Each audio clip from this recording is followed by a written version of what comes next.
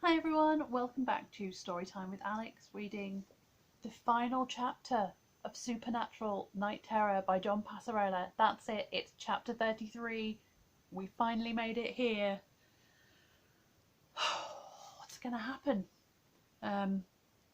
Donoknitsa is now just starting to feed on the governor of the Supermax prison that's just out of town. It's 2 hours till dawn. If she makes it through the night, her power will be so immense that everyone will be screwed forever.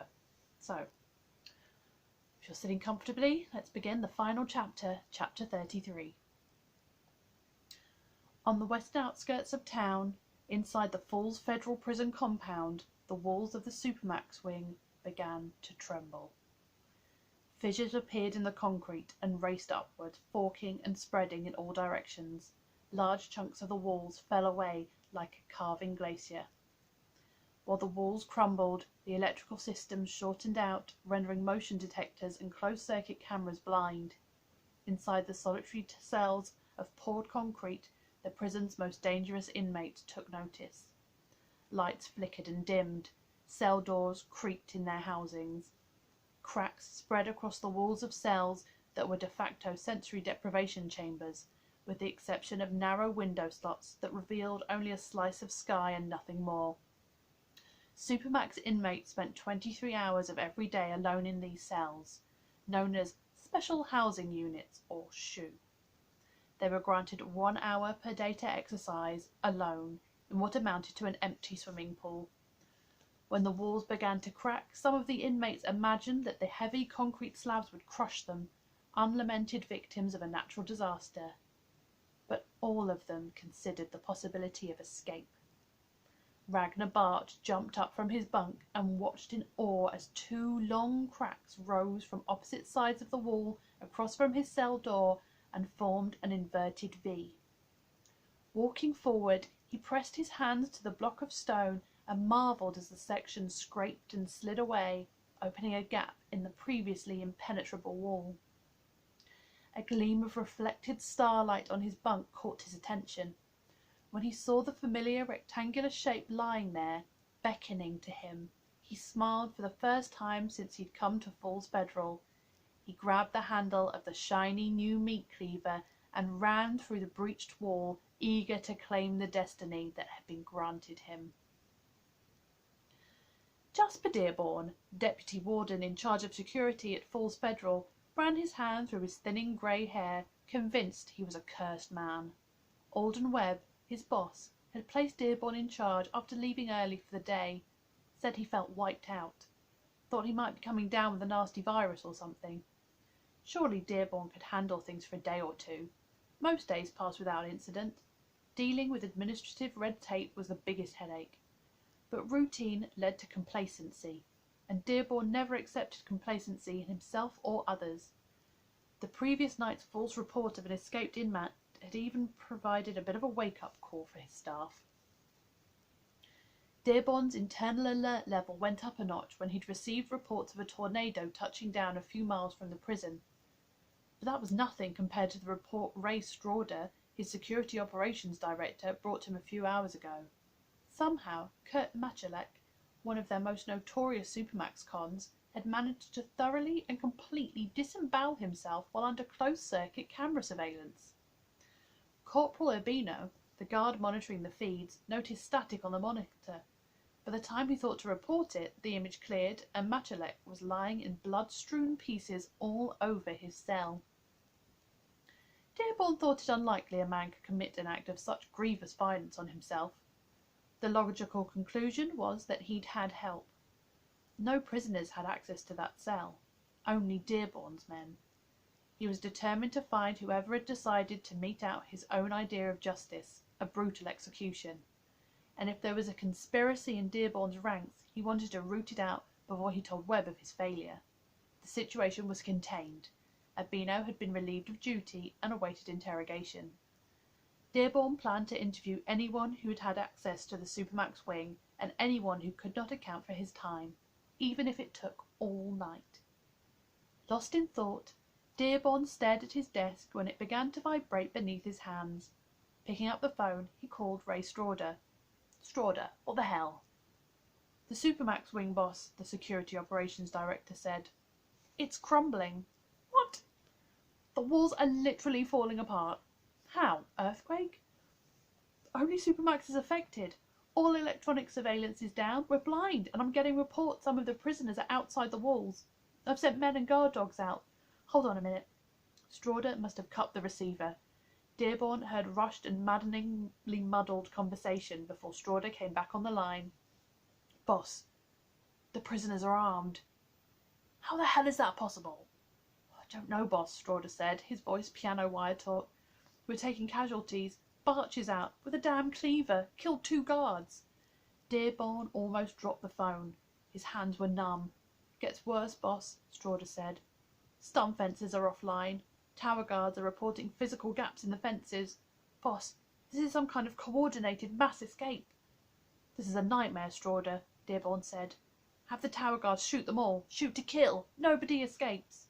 Not on my watch, Dearborn thought. I won't let this happen.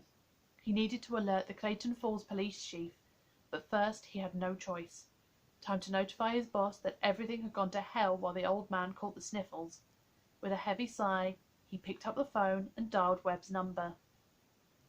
But the call wouldn't go through. Ragnar Barch sprinted across the prison yard in a state of pure exhilaration, ignoring the blaring sirens and the blinding watchtower spotlights that swept back and forth. He swung his bloody cleaver with lethal accuracy at anyone who came within arm's reach, whether fellow inmate or prison guard. He'd even decapitated one of the German shepherds, boo, they'd sent after him without suffering a bite or a single scratch. Handgun bullets whizzed by his ears. Rifle bullets rained down from the watchtowers. 2 cons running on either side of him dropped seconds apart, but he continued unscathed. Once he spotted the gap in the inner fence, he embraced his destiny. Freedom. Through the opening in the first barrier, he hardly had to alter his course to duck through the gap in the second fence. With fresh blood dripping from his cleaver, the night welcomed him, and the lights of the town beckoned. Alden Webb, warden of Falls Federal Prison, thrashed in his sleep, unable to wake up from his worst nightmare. Crouched on his chest, elongated fingers of both hands wrapped around his damp forehead, the solidified darkness of the Nocknitzer hissed and sighed with delight as she drained the life energy from his body, mining his nightmares for images of fear and darkness to unleash upon the hapless town. She'd grown too strong for the man to free himself from her feeding. She ravaged his subconscious mind with limitless abandon. She would ride out his feeble psychic resistance until his body and his mind succumbed to her will. Only when he had been reduced to a lifeless husk would she move on. No need for half measures now. With total focus, she slowly snuffed him out. Sam had one shot of ridding the world of the night hag. When he slipped into Alden Webb's bedroom, the man was convulsing on his bed. The predatory monster crouched on his chest, cupping his head in her inhuman hands. Between the warden's thrashing and the Nocknitzer's discordant hissing, Sam approached, was masked, allowing him to reach striking distance. Without hesitation, Sam thrust the iron short spear forward in a 2-handed grip, the point directed at the centre of the night hag's back. The same moment, Webb's heart gave out and he fell still. Perhaps the creature heard Sam's short exhalation as he struck. Whatever gave him away, she spun towards him and the blow pierced her left arm instead of her back. The arm shriveled up instantly and withered away. The night hag shrieked and bounded towards Sam with remarkable speed, knocking him on his back, the short spear clattering on the floor just out of reach. Pushing himself back on his heels, he caught the short spear in his hand and froze as the night hag landed on his chest. She lashed out with her remaining hand, and the solidified darkness of her fingers reached out to his forehead and through his skull, probing his mind.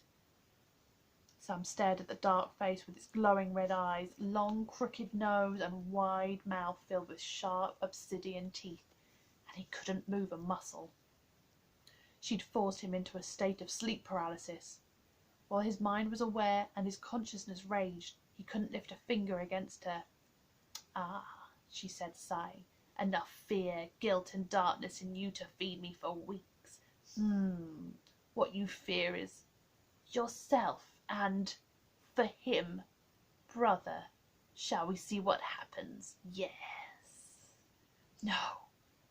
But it was too late. Dean called in Myerson's death and finally managed to slip outside, leaving the man's widow to her grief. Win or lose, Sam would be under radio silence until it was over. Lucy and Vycharek hadn't heard a peep yet. He started across the brick patio, then stopped abruptly when he saw his brother climbing up the handful of steps towards him, holding a butcher knife instead of the makeshift wrought-iron short spear. "Sam, what's going on?" "It's time, Dean," Sam said, a cold glint in his eyes as he turned the knife blade back and forth in his hand. "What the hell are you talking about, Sammy? Is Nightmare Bitch dead or what? Of course you failed to kill her. She was already gone. You got the memo." "I told him you were useless." "Told who? What the—" Dean froze as comprehension dawned. "Oh, I get it. You're not him. You're his nightmare. The best version of him. In your dreams, pal. No, in your nightmare." Soulless Sam charged, swinging the butcher knife in an arc at Dean's throat. Ducking beneath the blade, Dean swept Soulless Sam's legs. The doppelganger crashed into a deck chair and knocked over an old three-legged barbecue grill. Shaking off the effects of the impact, Soulless Sam rose up and moved towards Dean, his cold eyes filled with murderous cunning. But Dean had a bigger concern. If he was experiencing Sam's living nightmare, his brother was in real trouble. He had to end this now. Though Sam couldn't move, he was somehow aware that Soulless Sam had been unleashed upon Dean, as if he were seeing ghost images of their battle on his retinas. Sam's nightmare was twofold. First, that he would lose his soul again, and that Soulless Sam would cause Dean's death. As he lay helpless on the warden's bedroom floor, that nightmare was happening. Unable to intervene in the deadly fight, Sam could only wait, paralysed, while the night hag fed on him until all that remained was a lifeless husk. He had an effective weapon within reach, but couldn't use it. The only time he'd had the advantage against the Nixa was when she was feeding, when she became focused on nothing but the darkness she craved. There was nothing Sam could do against her, so that's what he did. Nothing. Though he couldn't move, his body was taut with the need to fight at any cost. He let go of the tension, let it all slip away. Why fight? She was too powerful. She's in complete control. Can't win, might as well surrender. Give up, and it will be over soon. Won't have to face Dean, won't have to face our failure. There's no hope. The night hag noticed his change in demeanour. She leaned forward, nostrils flaring, red eyes glowing with more intensity. "That's it. Give it to me, your despair," she hissed. Sam closed his eyes, blocking her victory from his view. She might have won, but he didn't have to watch. All he had to do was give up. He was utterly still, unresisting, wearing his hopelessness front and centre, giving her exactly what she craved. When she began to rock back and forth and make the discordant hissing sound, Sam allowed himself the briefest of smiles and slammed the point of the iron short spear through her chest. The Noktnitsa shrieked and thrashed as the iron burned through the congealed darkness of her being. Sam sprang up and maintained his grip on the spear, twisting it and redirecting it into the centre of her shrivelling mass as she tried to recede from it. With a blast of foul-smelling air, her body burst apart in rapidly thinning tendrils of darkness that flared and burned into bitter ash and then faded away. Sam stood, panting, and finally let the iron weapon slip from his fingers. Breathing harshly, Dean stood over the corner of the brick patio where Soulless Sam had fallen, where he had disappeared a moment ago. Raising the iron short spear, he looked along its length. Of course, the blood had disappeared as well. Noticing movement near the patio door, he looked across the brick patio and saw the pale face of Myerson's widow staring at him through the window. Had she seen the whole fight, or just the killing blow? Before the body disappeared, had she judged him? Perception is reality. That's what Sam had said. "You're wrong, Sam," Dean said, staring down at the previously blood-stained corner of the patio. That wasn't you. Never was. Next to a fallen deck chair, Dean's two-way radio squawked Sam's voice. "Dean, it's over." Dean scooped up the radio. "Never a doubt." "I had a few," Sam replied, "on purpose." Dean frowned, but before he could reply, Lucy Quinn's excited voice came through the speaker. "They're gone! All the nightmares! We're watching through the binoculars, and they're all winking out." Discretion being the better part of valour, Chief Quinn had already received the first of his rabies shots at County General and had 3 more deep intramuscular injections to look forward to over the next 14 days. Harder to accept was Lucy's assertion, not to mention half his department's conviction, that nightmares were coming to life. But the wolf that attacked him had disappeared, and he had seen other things too extraordinary to ignore. He was willing to admit that something strange was happening in Clayton Falls, whether it was a terrorist plot involving hallucinogens, some other kind of biohazard agent, or even genetically engineered creatures. The latest news was a prison break, but this time Dearborn, the deputy warden, confirmed it, though the man had seemed a bit unhinged when Quinn talked to him. And Webb wasn't answering his damn phone. Maybe they'd put something in the water supply, whoever they were. Chief Quinn had no answers. Driving his cruiser down Bell Street, he couldn't believe his eyes when he saw a large man in pale blue prison clothes running down the middle of the street, holding a bloody meat cleaver aloft and yelling maniacally. Stopping the cruiser and turning on his light bar, Quinn stepped out and stared at the approaching man. "No, not this again," he said. "You can't stop me. I'm invisible. I'm invincible. It's my destiny to kill," the man yelled. Whatever it was pretending to be Barch, Quinn had had enough. He yanked out his firearm and put a bullet through its forehead. The body fell to the asphalt with a convincing thud. The bloody cleaver spun out of the dead man's hand and skidded to a stop at Quinn's feet. He waited expectantly, but neither the corpse nor the cleaver disappeared. I'll be damned. While Dean picked up Lucy Quinn and Joseph Weicherek from the main municipal building and Sam at Alden Webb's house and brought them all to the diner, CJ's had cleared out, at least temporarily. The long night was over, and the eastern sky had already begun to pale, drawing open the curtain on the majestic mountains to the west. Soon the breakfast rush would arrive. The Winchesters hoped to be long gone by then. Fewer questions to answer once the dust settled. On her way home, after an unexpected double shift, Betsy, their amiable server, handed the brothers 2 paper bags and 2 large cups of coffee. "Cheeseburger and fries, grilled chicken and a salad for the road," she said pleasantly. "On the house." Baumbach had called to ride with another state patrol cop, leaving Jeffries alone at the diner. Sorry, I'm so close to the end, I'm falling apart. With Lucy and Weicherek to say goodbye. Dean nodded towards Weicherek. "Back to your regularly scheduled nightmares?" Weicherek shrugged. "Good question. I don't know if I still have the Dr. Gruesome gig anymore. Frankly, I'm not sure I want it. May have lost my taste for nightmares." "People need a nightmare now and then," Dean said. Off their confused look, he quickly added, "The old-fashioned kind. Helps them appreciate the good stuff in their lives." "So, I want to thank you for saving my life," Lucy said, "not to mention half the town." She stepped forward and gave Dean and then Sam a quick hug. "So thanks." "You're welcome," Dean said. "Couldn't have done it without your help," Sam said, thinking out the friends Lucy had lost and the people he and Dean had failed to save. They knew they couldn't save everyone, but the losses were no easier to accept. Jeffries hooked his thumb in his bulky cop's belt and shook his head in disbelief.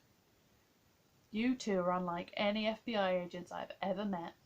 "You've met a lot?" Dean asked. "Well, no, not personally, but I've heard stories." "We're specialists," Sam said. "Not too many like us." "I believe it," Jeffries said, chuckling. "What about the prison? All escapees rounded up?" Dean asked. "Only Barch made it out of the compound," Jeffries said, "and Chief Quinn took care of him. 5 killed in the escape attempt, 7 others rounded up. Supermac wing's a mess. Survivors will be transferred while the place is repaired." "If it's repaired," Lucy said. "The protesters will have a new rallying cry. No more Supermacs." "You know," Jeffries said, scratching his jaw, "Chief Quinn will be a bit livid you guys left before a final debrief. Guess I'll tell him I missed you on your way out of town. Assuming Lucy and Doc Gruesome here will back me up." Lucy punched his arm playfully. You mean they left already, Rich? Darn, I was so hoping to say goodbye. Vitrek smiled. Real shame. All three of us missed 'em. Guess that's our cue, Dean said. You ready, Agent Shaw? Sam nodded. They climbed into the Impala with their bags and coffee cups and acknowledged the waves from the three townspeople as Dean steered the car out of the diner's parking lot. They were on I-80 East, Dean said. Next town getting the Impala fixed, and first motel I'm sleeping 24 hours straight. Not worried about nightmares? Use 'em all up for a while. Sam stared through the windshield, unsure what to expect the next time he laid his head down on a pillow and his subconscious took control. He was aware of Dean's gaze now and then as the miles rolled by, but said nothing. Eventually, he had to ask, "What happened with him?" Sam said. "Soulless Sam, I mean. The night hag let me see it, the beginning anyway, when he appeared and you realised he wasn't me." "You didn't see the whole fight?" "Just when he attacked you," Sam said. "What happened?" Dean stared through the windshield, giving more attention to the minimal traffic than strictly necessary. Sam thought he saw his brother frown briefly, maybe from the sun glare. "Like the other nightmares," Dean said at last. "He disappeared." "Oh." "That was all, Sam. A nightmare," Dean said. "Soulless Sam ain't coming back." "I know, Dean," Sam said. "Nightmares only make sense while we're having them. When we wake from a nightmare, we recognise how irrational it was. But Soulless Sam had been more than a nightmare, and Sam's soul had experienced a living nightmare of its own. Who knows what kind of damage that causes, what scars it leaves behind. Maybe you can never go back to who you were." Dean switched on the Impala's radio and found a classic rock station. The Stones were playing Paint It Back. The end. Oh, there you go. Driving off into the sunrise. I think that's where they are. I hope you enjoyed listening to Supernatural Night Terror by John Passarella. Thank you very much to John Passarella, wherever you are, whatever you're doing, for writing this book, and to Eric Kripke for creating Supernatural, which meant this book and TV series which are keeping me entertained during lockdown. Obviously that's the end of this book, but I'm going to carry on, so keep an eye open, maybe tomorrow, whenever I get around to recording the next thing. It's going to be a little bit different, but it should still be fun. So thank you very much for joining me, and take care.